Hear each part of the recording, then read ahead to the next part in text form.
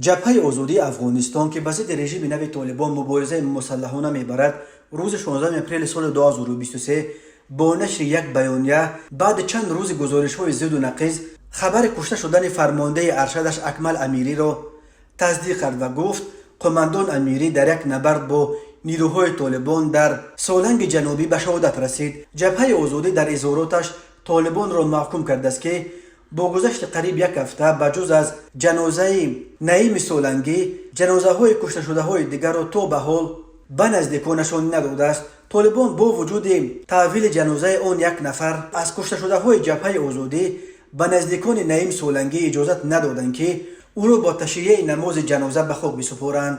قبلا گزارش‌های به دست رسیده بودند که 8 تن از اعضای ارشد از نیروهای جبهه آزادی شب 2 اپریل سال 2023 در حالی که از ایران برمیگشتند، بنا به برخی خبرها در منطقه جبل سراج در جنوب سولنگ که در بین ولایت‌های پنشیر و پروان جایگیر شده است، بنا به خبرهای دیگر در منطقه شتیل دره پنشیر به شبیخون جنگجویان طالبان دچار شده به هلاکت رسیدند. بنا به گزارش‌ها در آن شبیخون اکمل امیری و بصیری اندروبی، دو فرمانده جبهه آزادی افغانستان، یک گروهی که به ضد رژیم نو طالبان می‌جنگیدند، کشته شدند.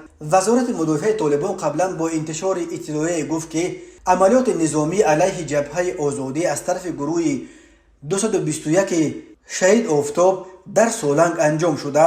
در نتیجه آن اکمل امیری با 8 تن از یارانش کشته شدند.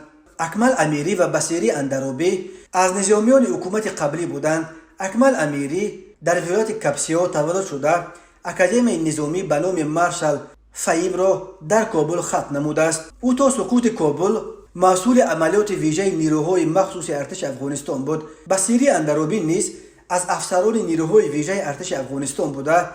یک بار تا سقوط طالبان در نبرد با طالبان در اندروب زخمی شده بود، اما بعدا دوباره به گروه ضد طالبان پیوست. کشته شدن دو فرمانده جبهه آزادی ضربه سخت به این جبهه و آن نبرد اخیر پرتلفاترین جنگ برای جبهه آزادی از زمان تأسیس آن دانسته می شود.